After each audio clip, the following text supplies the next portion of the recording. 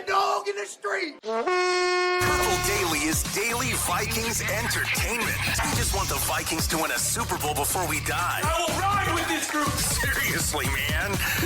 Please. And away we go. A happy Thor's Day to all who celebrate. Our guy Thor Nystrom, now part of the Score North team. You can find 2 Thor-related podcasts on a daily, near-daily basis, in addition to his Purple Daily appearances. Thor Talks Purple, which is now a week and a half into its run on Apple, Spotify, and the Score North YouTube channel. And we just launched Score North Football Takes as well earlier this week, where you can find Thor and a rotating cast of myself, Judd, Robbie Rosenhaus is going to jump in for an episode or 2 every week. So find those, and you can find Thor Talks Purple, like I said, Score North YouTube channel, Apple, Spotify, Football Takes, Score North Football Takes on Apple, Spotify, and a brand new YouTube channel. Thor, before we jump into some wild, reckless speculation, let's talk about MSP Plumbing, Heating, and Air Conditioning, Judd Lee. And there is nothing reckless about this, because this is a conversation about something very practical. You know what? A couple of years ago, the sports dad had a problem. The heater went on the fritz. It was like this outside. That is very bad news. So, and I believe it was a Saturday. So what did I do? I called my friends at MSP, and they came over, and I'm going to tell you right now, in quick fashion, they fixed the issue, and I had a nice warm house again. We're also talking about a time of year when your heater is just flat out on all the time, and so things can go wrong. Or you might want to actually be preemptive if you think it's not, if your heater is not going to full efficiency, and give them a call, 651-615-4292, or check out their website, call msp.com.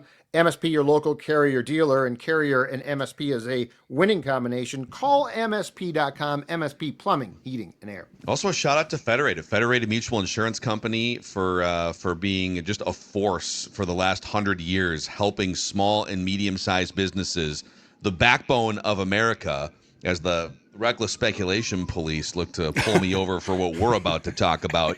But Federated is not only could be a great help to your business, it could also be a great place to work. Federated Insurance has been awarded and recognized by top publications as an excellent workplace. So if you're looking to pivot careers or maybe start your career, they actually hire a lot of former college athletes. Visit federatedinsurance.com/careers to learn more. Okay. Reckless speculation. First, Thor, how are you? How are you doing here today? I'm doing great, Phil. I feel like I'm not going to be doing so great in a little bit. Oh, wow. I think the thing we're about to talk about is a glorious potential thing. And if you want to disagree, this could be a really fun conversation. But I'm going to play a clip that people have probably seen some of this on the internet yesterday. Joe Burrow did his weekly press conference. Joe Burrow, one of the best quarterbacks in the NFL, and he's playing for this sad Cincinnati franchise. And here was the tone of his press conference yesterday. If I want to keep doing this, I have to have fun doing it. I've been through a lot, and if it's not fun, then what am I doing it for? So that's the mindset I'm trying to bring to the table. Maybe I'm reading too much into it, but it seemed frustrating. There's just a lot of things going on right now. Football related, personally? All the above. Like you said, there's nothing. All we can do is focus week to week and try to win games. I don't think anybody's really thinking about the playoffs right now. That's within reach, but on our fingertips. So we just got to keep doing what we're doing and try to get better. He's giving off very weird, cryptic vibes. It feels like either an Andrew Luck situation brewing, or maybe, as it hits closer to home for Cincinnati fans, maybe a Carson Palmer situation brewing from like 15 years ago, where he just demanded out. Burrow turned 29 years old this week. If you're the Vikings front office and you hear depressed, sad Joe Burrow, do you make a phone call at some point in the next? Is this a thing that the Vikings should have their antenna up for? First off, he to me he was like Kevin McAllister in Home Alone, like right before he realizes like I'm gonna have to do this on my own. I got to take on the Wet Bandits on my own, But and then all of a sudden he gets the motivation. Then Harry and whoever got to deal with the brunt of it. But sad times right now for Joe Burrow. And to the question, I would make calls on everybody if I was in that. That's my job. In that seat, I would be kicking the tires on everyone. I would want a price check on everyone, and even negotiations where I'm not actually serious about it. I want to know how the other team values their own assets. So if there was any indicate a player wants a trade or is insinuating that, or a team insinuates that a player could be available, I would be making calls all the time, irregardless of whether I actually was serious about consummating that trade. So yeah, you have to make calls like that. Well, and my guess is, with the circumstances, this has been discussed internally, because like it's very clear the Bengals are for the most part a mess. Their defense was brutal a year ago. They fired their DC, brought in Al Golden. They've been awful. They don't pump the necessary resources into the entire roster. And Joe Burrow, when Joe Burrow sat out, he probably's like, this whole thing's a mess. And then he comes back and he can run the offense, but you can't win a game if your defense can't play. And let's be honest, if you're Joe Burrow, and I don't think he is going to pull a luck. I think he's extremely competitive. I don't think he would walk away. I think he might demand a trade. But if you're Joe Burrow and you were doing this, let's say you were to give the Bengals a list of 5 teams. Like, I just want out of here. I can't play here. It's just not going to work. If you were to give the Bengals a list of 5 teams right now that you would want to go to, your pal Justin Jefferson, just like Jamar Chase now, but your pal Justin Jefferson, who played with you in college, plays here, had a tough year for him as well. And I would think the Vikings would be I don't think it's a stretch to say this. If he wants a trade, the Vikings would be in Joe Burrow's top 3. Joe Burrow. Reckless speculation. I don't disagree. And a part of it, I'm smiling because I don't know, folks. It's certainly people on Twitter, I think, have seen this, but there's a picture from Joe Burrow at like a house party, and I think he must have been, he was either like late in high school or early in college, but he's wearing, I believe, a Randy Moss jersey. Yeah. Yeah, so that, I posted that on Twitter in the past, but yeah, he liked the Vikings back in the day, and then the Vikings have the old the purple LSU thing. They brought in a lot of LSU guys, and obviously front and center of that, Justin Jefferson of this discussion. Those guys on that offense, 2019 is the best college offense I've ever seen. Those 2 guys, Jamar Chase and Terrence Marshall Jr., Randy Moss's son, Thaddeus, was on that team. Clyde Edwards-Helaire, first-round running back. But yeah, you would have to consider it. And Joe Burrow, I agree with you, Judd. I do think the Vikings would be pretty high up on his list. So there's so many tentacles off this. I think it's so rare that you see, I'm going to call Joe Burrow a Hall of Fame level caliber quarterback. I'm not saying he would be in the Hall of Fame. He has to do more and rack up more accolades and maybe win a Super Bowl. But like his talent level, if you play it out for another 8 to 10 years and give him a full career and racking up numbers, I think he's that type of quarterback. You rarely see those types of quarterbacks in the prime of their careers change teams. You've seen Hall of Fame quarterbacks mid to late 30s and 40s change teams. Tom Brady, Aaron Rodgers, Peyton Manning. Brett Favre, famously, Vikings took advantage of that at his age, 39, 40. Phillip Rivers, and now he's back again. All of those guys were in their mid to late 30s or 40s when they went to new teams for the first times. But there are some examples of very good quarterbacks who are either in the prime of their career or close to it, getting traded over the past 15 years. And you'd have to, I'll give you these 5. Yeah. I think with any of these 5 trade comp packages, you'd have to use that as the bar and jump over it for Joe Burrow, because I think Joe Burrow is a better quarterback right now than any of these 5, but you guys tell me. Matthew Stafford, who was 33 at the time, was traded to the Rams for 2 first-round picks, a third, and Jared Goff. Deshaun Watson, which this trade is laughable in the moment and in retrospect, 27 years old at the time, traded from the Texans to the Browns for 3 first-round picks and 3 additional picks in the middle to late rounds.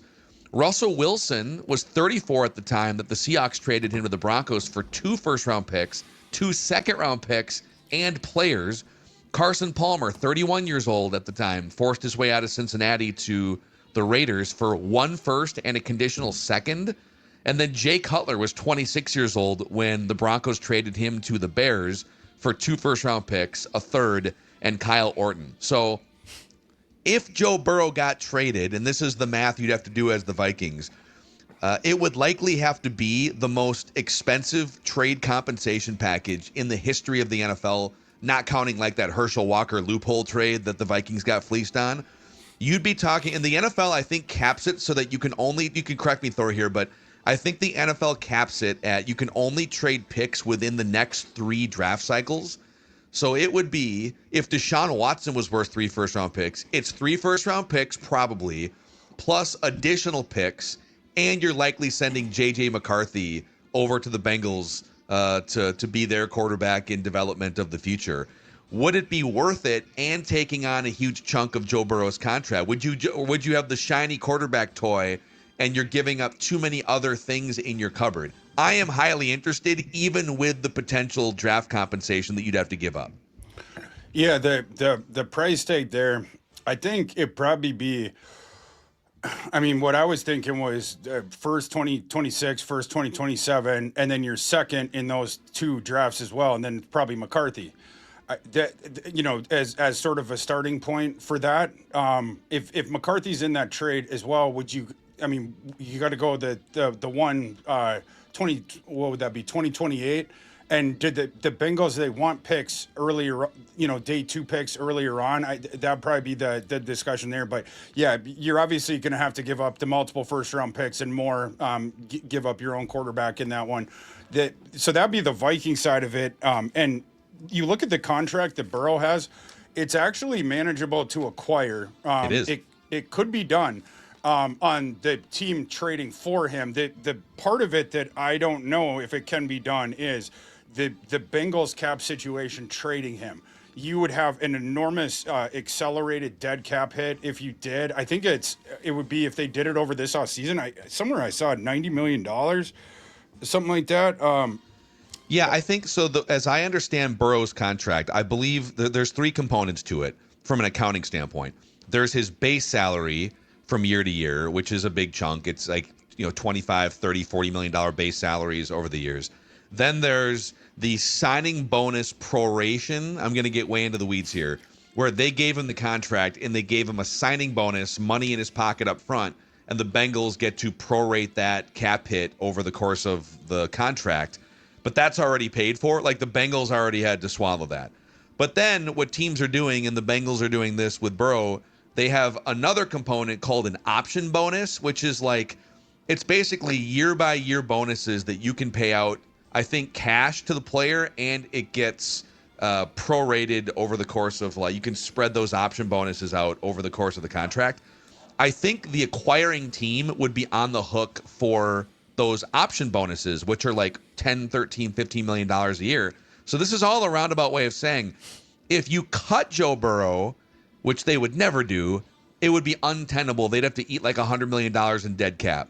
If you trade Joe Burrow, I think the Bengals are actually only on the hook for the signing bonus proration, and the Vikings would acquire the option bonus aspect of the contract. So it would be it's workable. I mean, provided that the Bengals decide inexplicably that they would trade one of the best quarterbacks in the NFL. Phil, what are you seeing for what the dead cap hit would be, like the acceleration of the bonus stuff when the Bengals trade them out on the Bengals end of it? Yeah, let me pull up. You're seeing like significantly less than. Let me pull open the old over the cap calculator here. So 2026, if you were to, this is for 2026, according to over the cap, if you were to trade Joe Burrow sometime around March or April, the Bengals would be on the hook for $56 million in dead, plus another $8 million in, it essentially be like $65 million in dead cap, which is less than the Broncos ate, or the Seahawks. No, I'm sorry, the Broncos ate a bunch of it to get rid of Russell Wilson. So it gets a hefty price, but you'd be obviously taking a step back. You would eat that to take the draft capital on. It's somewhat workable, is what I'm saying for the Bengals. One, thinking about it from the Bengals perspective, and the Bengals, of course, they're the franchise is not the best franchise we got in the NFL, and if it's toxic inside that building, and Burrow wants out, maybe they would consider it. It doesn't seem like it seems like an organization that might actually think about that. Next year, you would basically.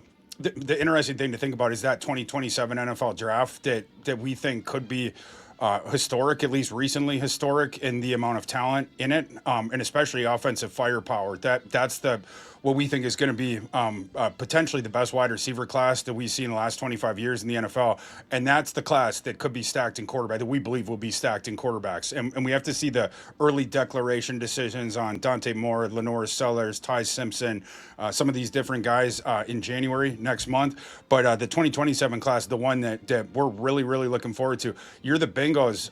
You're certainly, obviously, you're going to acquire the multiple first-round picks, and certainly one will be in 2027. But the other thing of you would basically be setting up a tank for next year, where in that class in the 2027 one, that's where you got Arch Manning. And I know Arch Manning didn't play as good at the beginning of the season. He played really, really well down the stretch, and he has a ton of physical ability. 6'4", 225.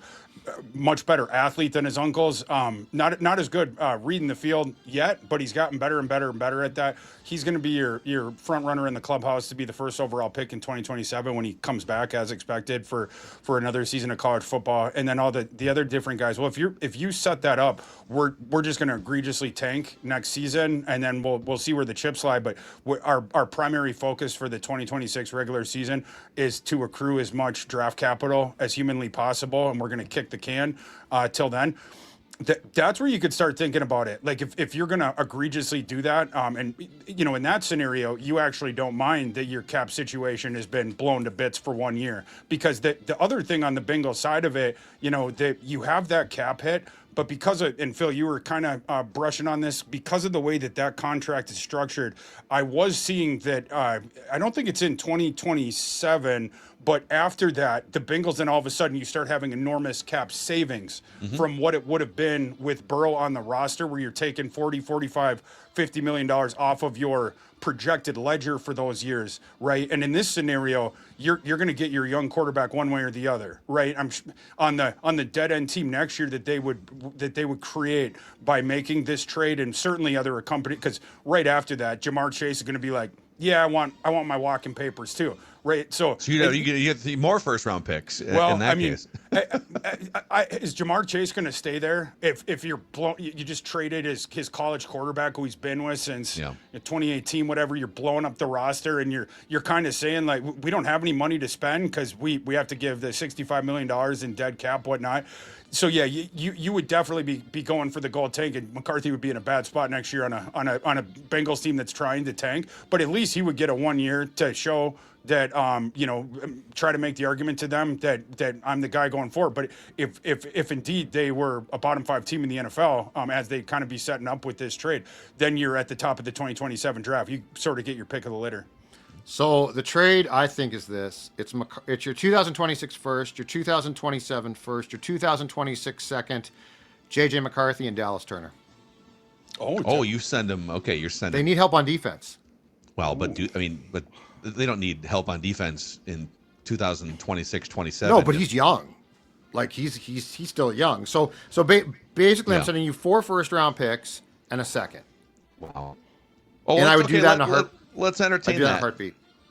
Let's say it is. Well, I actually think I think it might have to be more than that, because I think, Judd, you can't throw Will Reichert into this trade. That's where I draw the line. No, they've got a kicker.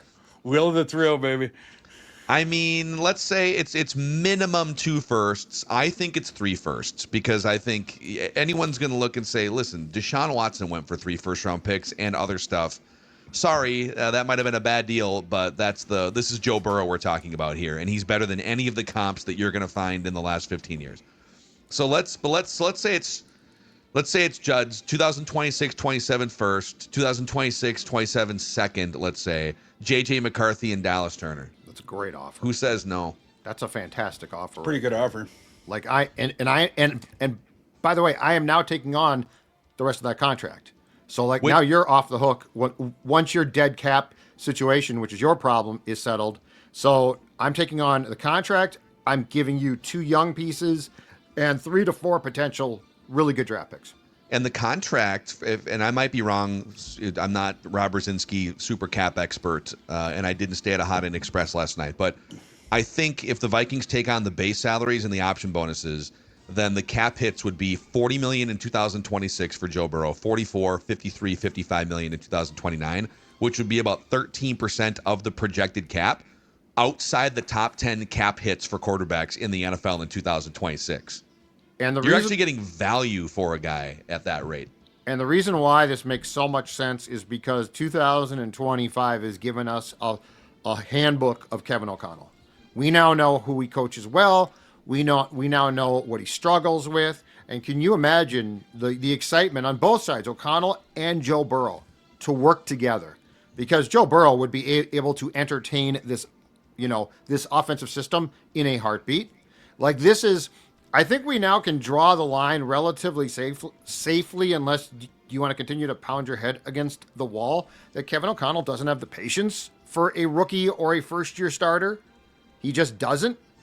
Like we have basically gotten a play-by-play in the past week or so of what J.J. McCarthy was asked to do to start the season. And it does not jibe with what a rookie QB, most of them, can do. But Joe Burrow, are you kidding me? And Joe Burrow and Justin Jefferson? I mean, that 9 route, that sucker's back in play, boys. So as far as this goes, I think this would be the ideal marriage for O'Connell and would probably take both Burrow and O'Connell through the end of their upcoming or their current contracts. I think it'd be perfect. Yeah, I mean, go ahead, Thor. Well, I mean, at that point, your cap situation right now has been constructed around the idea that you have the rookie scale contract for the next 3 years. So that's one thing you're going to have to work through without draft capital. You would have to be pretty convinced, if you're the Vikings, that your roster coming out of that trade is one that where you like your odds of making deep playoff runs. That the next couple of years, you're going to have to get creative with your free agent signings, and you're going to have to get creative in the draft. And I know people out there are like, who cares? Trade away the first round picks because Kwesi stinks in the draft early anyway. And maybe he's better in the later rounds at UDFA, so maybe that part of it would work out. But your assets at that point, you're very constricted. It's the argument I was talking about when the Packers trade for Micah Parsons. Now your next couple, you really have to go and make a run this year and maybe win it all this year or next year to justify that trade. If you're the and obviously Micah Parsons is an incredible player and so fun to watch and everything, makes that defense really, really good. And it might make them a Super Bowl contender. But if you don't win a Super Bowl one of these next couple years, Packers, their cap situation not very good, and now you're out of draft equity these next couple years, so you've sort of constricted your ability, your maneuverability. The Vikings, you'd sort of lock yourself into that roster construction. After that, you're going to have to get creative, opening up cap space going forward with the way that you've constructed it. But if you feel really comfortable that next couple years we could make a run with it, I think that's where you'd have to strongly consider that. And because we're talking about Joe Burrow, I am willing to make sacrifices that ordinarily I would not be. And Jed, what if we? Now, if we're getting into if we're getting into we're going to toss some crazy stuff out there with your offer. I mean, we already know Jamar Chase that he would demand a trade the second that Burrow did, right? Why not ask if maybe Jamar, would you be interested in being reunited with you Justin guys can Jefferson? have Addison. You guys can have Addison over here. We know you guys look good in purple. We know you guys look good playing together. Addison, the 2028 first. I'm trying to think what else isn't nailed down. Oh, it's Cincinnati. You want Ivan Pace back? You enjoyed him in college. He's a Cincinnati he's about to be guy. a free agent, and he ain't going to be re-signed here. They can't have Riker. That's the one that's off limits. But the rest of the roster, we could tie through. But it's interesting to think about. Well, you're getting into the one thing we've talked about over the years, going back to the Kirk Cousins era of Vikings football, is the different types of quarterback bins that you can fall into, and then your chances to win a Super Bowl in any of those bins. And right now, the Vikings are in the rookie scale contract bin. And for various reasons, it has not clicked in the first 2 years of the rookie scale contract. there are still 3 years of team control for you to figure it out.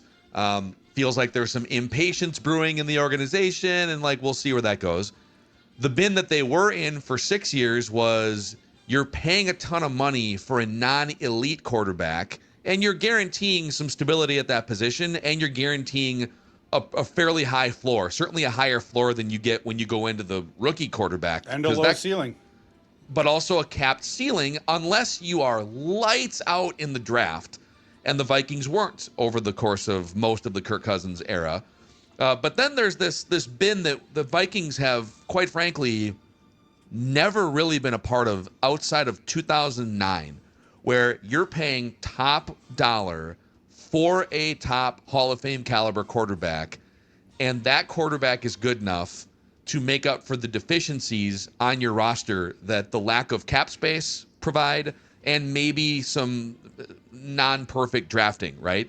If you're paying Joe Burrow or a quarterback of his caliber 13 to 15% of your projected salary cap, that is the type of quarterback that I would say, okay, cool, I'll 100% in, and we'll figure out the rest, because I think he's good enough to make up for me. Hell, he brought the Bengals to a Super Bowl with a rickety offensive line and a fairly bad defense a few years ago. The defense has become untenable, and the offensive line has become untenable, and now they're fighting to be 500. But it's the type of quarterback, and there's like 5 or 6 maybe in the entire world, that I would almost write a blank check to within reason and just figure out the rest. Doesn't mean you can whiff. You can't draft at the level they have the last 4 years, even with a Joe Burrow, or it ain't going to come to fruition. But I would happily take my chances on filling out the rest of the roster and then Joe Burrow making up for any deficiencies if given the chance. Yeah, the two routes to potentially get into the Super Bowl, and then maybe even having a shot to win the first in franchise history. With the quarterbacks, we know the data going back 25, 30 years, the way that the finances are constructed in the NFL. It's either you hit on the rookie scale guy and construct the super roster around him, or you get one of the top 5, 6 in the world. If you can jive that, if you can find your way into one of those. Those guys never become available in trade. It'd be the only, it's the reason where you would have to consider this one. The one that is the nightmare scenario is they pull the plug on everything to go back to the mediocre veteran flotsam that they decide to pay $30 to $35 million. So the people in that building can contend for the playoffs every year and then go nowhere on the off year that they qualify for them. That's what we don't want. Don't want to trade draft capital for Mac Jones and then give him $30+ million. Don't want to, some of these things tossed out. It's like, no.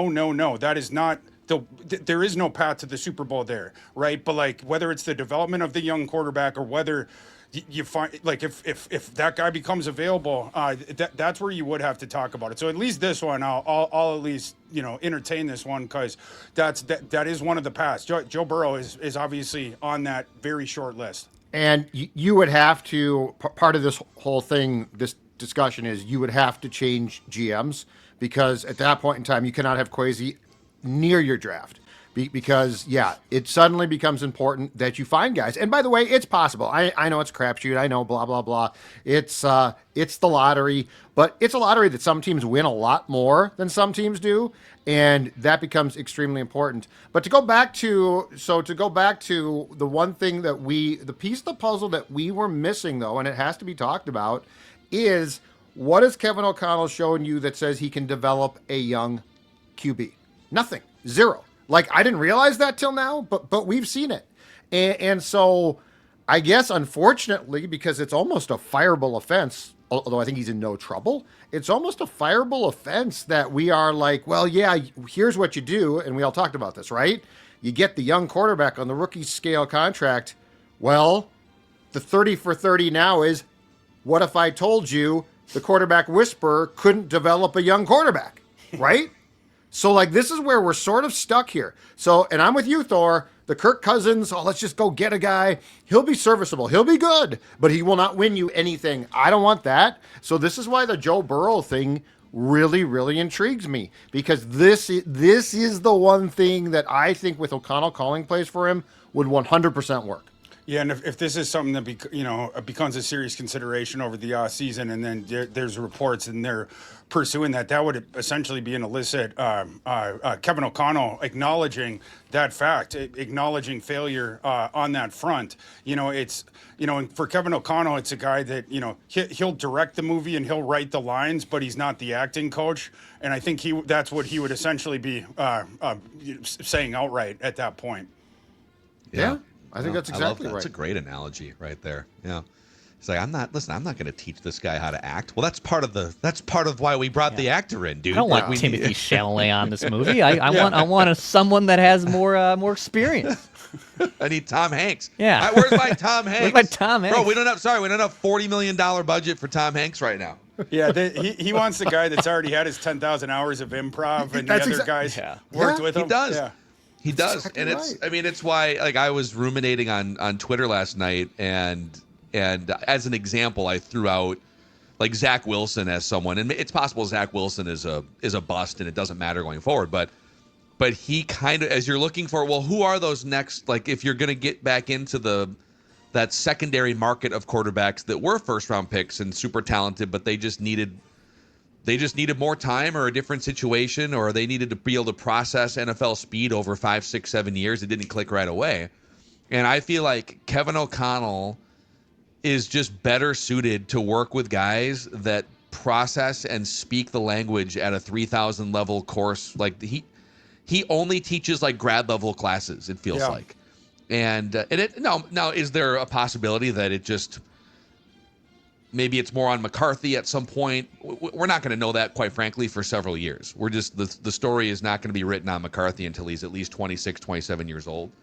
But yeah, I think one more question on this, and then we have a mock, and we'll get to some draft related stuff here with Thor. But how has your opinion of Kevin O'Connell, like, what was your opinion in like one or two sentences of him, let's say a year ago, versus now? Has it changed? Has it altered at all? Like, where are you at with Kevin O'Connell, Thor? I think it's become a bit more nuanced. I would say, but yeah, we are starting to move in on, and we'll see this off season. And I'm very curious to see what happens with the organization, but then also what he's pushing for vis-a-vis the quarterback position, which it's been reported over and over and over and over again by credible reporters that the organization defers quarterback decisions to Mr. Kevin O'Connell, all of them, right? And so I'm curious to see what he ends up pushing for that there. But yeah, this fall, I think the criticism of Kevin O'Connell is fair with that, with the play calling, and I don't want to switch my scheme, and why can't this guy run it? And the months of passive aggressive comments towards the young quarterback. I love your tweet with that, Phil. Talking about that, because that's true. It's you have Teddy Teddy Bruschi talked about that on TV one time about how O'Connell was throwing McCarthy under the bus. It seemed like there was sort of from the lectern, Kevin O'Connell, instead of trying to meet his scheme and his philosophy and with the young quarterback where he is right now, was sort of trying to cast aspersions of like, why aren't you like Kirk? Why aren't you like Sam? Why haven't you been in the NFL for 8 years yet? And it's like, well, bro, those guys were taught. That's sort of what you're supposed to be doing right now. And the path early on for the development of McCarthy, didn't love it. What they said to the public, that was way more flowery and good sounding than what actually happened. The plan with it, the year when he was on the shelf on ice, and then this year seemed like you're blaming McCarthy for that when it's not his job to shepherd his own development, especially in a year that's lost to injury, and then some of the public comments as well. And some of that, I made the argument. I think some of that were shots at Josh McCown, the quarterback coach. When they were all taken as shots at McCarthy. But yeah, I would definitely say more nuanced, and I definitely see him now as more of a play caller, game planner, up in your office, watching the film. No, guys, that's your job. I'm busy. That kind of a guy. And then when things don't go well, it's, why can't you guys run this thing? I spent all week putting this thing together, and everyone knows that for years it's worked with other guys. So yeah, I would definitely say more nuance. And if you're more, if that's a skill that he can't develop, the thing of develop the young quarterback, that would be unfortunate. And it's going to force you onto this path, and we'll just see how that goes. But I still think he's a great game planner. Players like him He's good in the locker room as far as motivate, like all that sort of different stuff. But not everyone can be Andy Reid. Not everyone can be, some of the greats of all time. I was going to say Belichick, but Belichick, you don't know offense, and I ain't going to compare anyone to Belichick.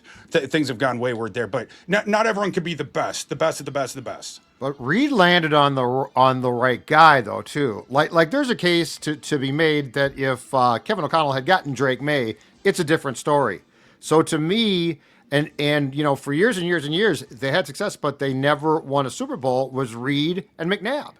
And so I do think there's something to be said for the most important thing was Reid got Mahomes. And then it's like, oh, okay, you can do everything I want. I got to push back just a little bit, though, Judd. When the Eagles selected Donovan McNabb out of Syracuse, that was seen as, yes, the guy's got a lot of physical ability, but it was also the high variance prospect, right? Like, could be a star, but you have to build the system around him, and you're going to have to develop him into a pro guy because a lot of the scheme that they ran in Syracuse was not translatable. And then at 10 they took Pat Mahomes the same selection slot that McCarthy was, and the Chiefs traded up for that one. The book on Mahomes at Texas Tech, it's this product of the system. This is an air raid guy. It's a swashbuckler. He only throws downfield.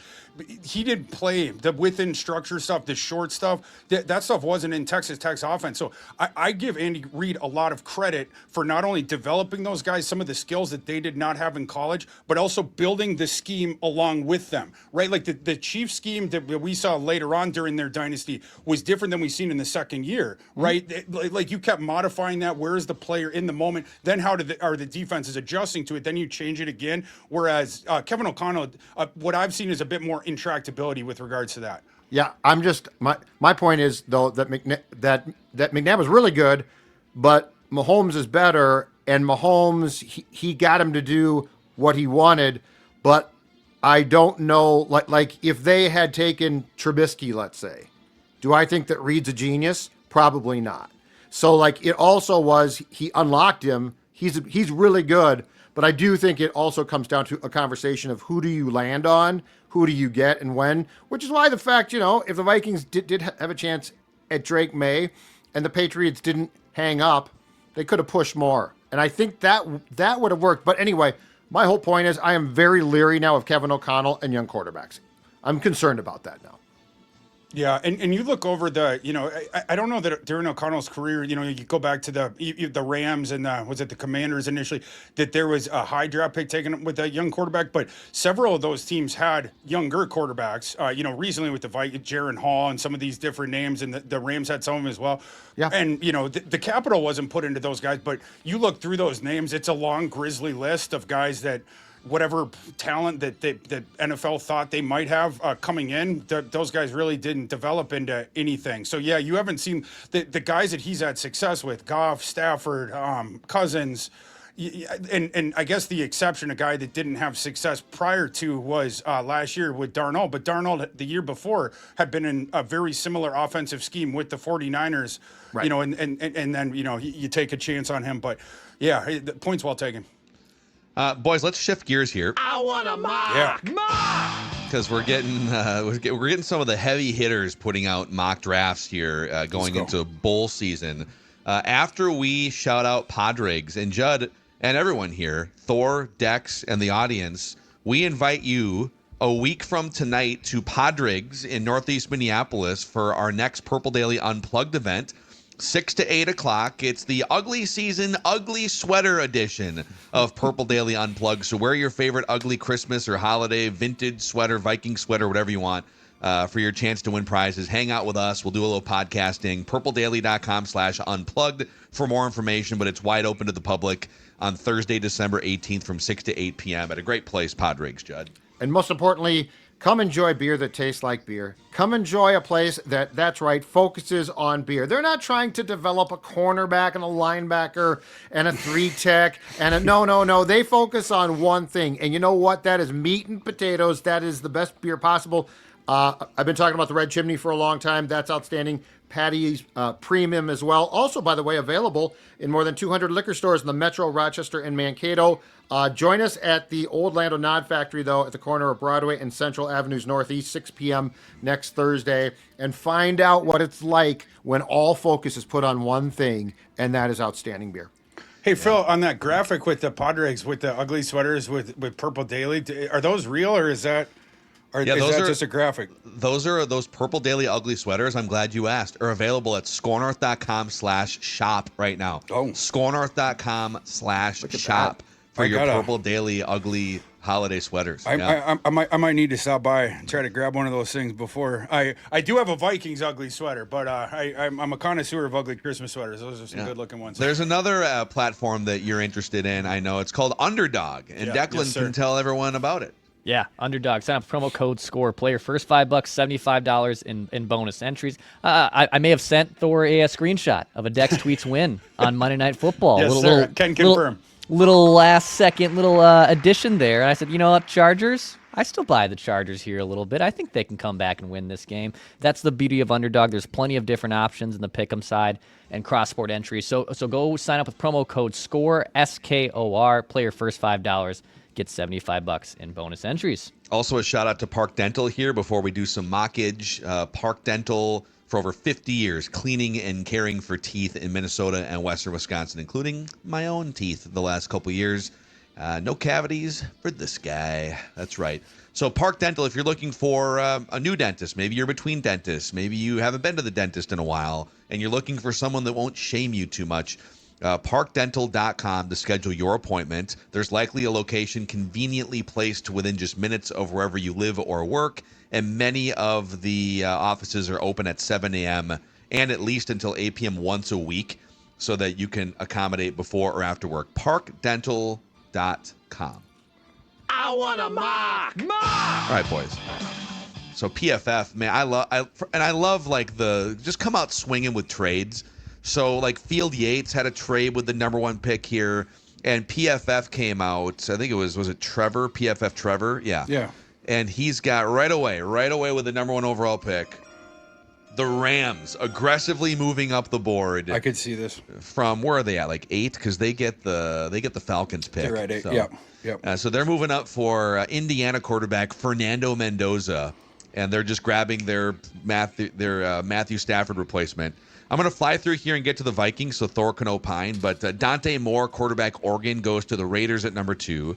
And we scroll down to the 11th overall pick, where the Minnesota Vikings, according to PFF Trevor, select out of the Ohio State University safety Caleb Downs. I want a mock! How would you feel about that? What are your thoughts? Love it. That's the guy that I want. Will Caleb Downs get down to number 11? You know, Vikings are going to be looking like 11, 10. Probably not going to get above there, but luckily you have a floor beneath it. You can't really go too far beneath that because of the way that right now we got it. But would Caleb Downs, let's say it's 11, would he get down to 11? That's the big thing. You have the position devaluing there with the safety position, which opens up the door of the possibility. Kyle Hamilton, he got down around that range a couple years back. We didn't know that he was going to. We didn't think he was going to. And, well, it would have been nice to have a shot at a guy like him, you know. He was available? Yeah. Maybe I'll leave it at that. But if Caleb Downs does fall down and Kwesi is sitting in that seat, that would be an opportunity to potentially rewrite history. Stand pat, turn down your trade offers, and just take the obvious guy, the gift that the NFL has given you. Where are you?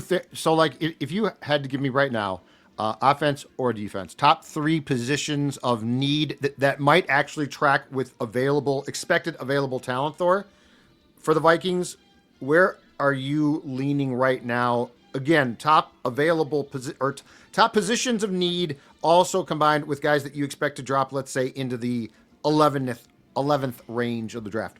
Cornerback and safety I both put on there. Expected retirement, of course, Harrison Smith, and we've talked about the boundary corner thing all the time. And if you do that, you get to kick back Murphy to his real position, and then Metellus to his real position too. So you basically improve 3 spots with 1 stone if you get a starting boundary corner there. Those for me would be at the top. The next one, center is obviously going to be a big one, but we talked about that before. It's not the most stacked, quote unquote, center class. So maybe I wouldn't say that one. Yeah, I'm good on not doing that. If Hawkinson's cut, tight end might be the other one, and then we're talking about a guy like Kenyon Sadiq from Oregon, or we're getting into day 2 where there's several pass catchers there as well. But yeah, I might go with that. It just depends on the guy that's obviously if it's Aaron Jones, you might put running back up there on that one. But secondary for me is at the very top of all these different discussions. And then the third one, you could sort of quibble depending on and is Eric Wilson walking out the door at linebacker, right? Because then outball linebacker go up. The linebacker class, by the way, in April is awesome. One of the best linebacker class we've had last couple of years. So if Eric Wilson does leave, you would have a possibility in day 2 to get an immediate starter at that position as well. Interesting. I see that on this PFF mock, the Dolphins select a tight end from Oregon, Kenyon Sadiq. Yeah. And I feel like as the Vikings look to clean up their cap sheet, feels like TJ Hawkinson at minimum is a massive restructure. Maybe a cut. Josh Oliver, I think he's just shown so much. I feel like you keep him around. And they got a couple other guys that they kind of like on the roster, but especially if let's say they keep JJ McCarthy and it's more of a McCarthy battling with someone else. 11 personnel has been a disaster for the Vikings this year. They need more reliable non-wide receiver skill position players that they can trust to go heavier formations. Is there any world in which tight end would be on the Vikings' radar in the first, second, or third rounds of this draft? The one where you cut Hawkinson, and then it absolutely would be. And you could make the argument that the previous question about that Judd asked, like the tight end actually could be number 3 at that point. I think you could, and maybe even some people would argue maybe it's 2. Maybe some people would even argue it's 1. Like you have to fill that with a starter. You would have to have a contingency plan, and if that happened and you didn't see a guy signed or acquired to take that role prior to the draft, they would be giving you a flashing neon sign. We are going to be taking one in the first 2 days of the draft. Only one you can take in round 1 this year is Kenyon Sadiq. And folks are going to learn a lot more about him in late February in Indianapolis when he blows the roof off that place. Just an amazing athlete. And then, but it'd be day 2 outside of that. And a bunch of like receiver specific type guys that aren't good blockers. Sadiq is, but the guys that you get on day 2, you get the receiving utility, but you don't get the all around thing. Is that going to be before or after Thor blows the roof off one of those shrimp cocktails? Yeah, we will be going. St. Elmo's knows. I'll be back. They're being there. sued. Yeah, St. Elmo's is. Mark Sanchez. He was the people. The guy that Mark Sanchez got beat up by or assaulted by is now suing St. Elmo's because they served him before he left. Because of course he was there. Of course he was there. That's what that guy's saying, is that St. Elmo's served him. Okay. Yeah, so I hope they're okay. I hope they make it. Well, in late February, when I'm down there at Combine, we can do a 8-part investigative podcast, investigation into the, we put that thing together too. Friend to friend, I'm just going to tell you now, tread lightly on the bill there if you're going to turn the expense in. Because I love the company, but I'm not sure they're prepared for a St. Elmo's shrimp cocktail and a steak. Okay. Yeah. That place might be a little bit much, but maybe the one shrimp cocktail. And maybe I won't be as generous with calling the waiter back as maybe Mr. Sanchez was that evening. Allegedly, we weren't there. Who knows? That's why we got to ask. Try the shake and steak. That's the place to go. There is a shake and steak pretty close to there. I know there is. Yeah. Rex Ryan loved it. Saw him there all the time. Of course he did. Well, was it food? Rex Ryan probably wasn't turning down a whole lot back in the day. Football, food and feed for that guy. Thor, I know you've got food. Sorry, and feed. I couldn't help it. Food, football, and feet. Hilarious. So Thor, you've got another episode of Football Takes, the Thor's Hammer edition of Football Takes, which there's different flavors of Football Takes where we hit on NFL, college, draft a lot the next few months.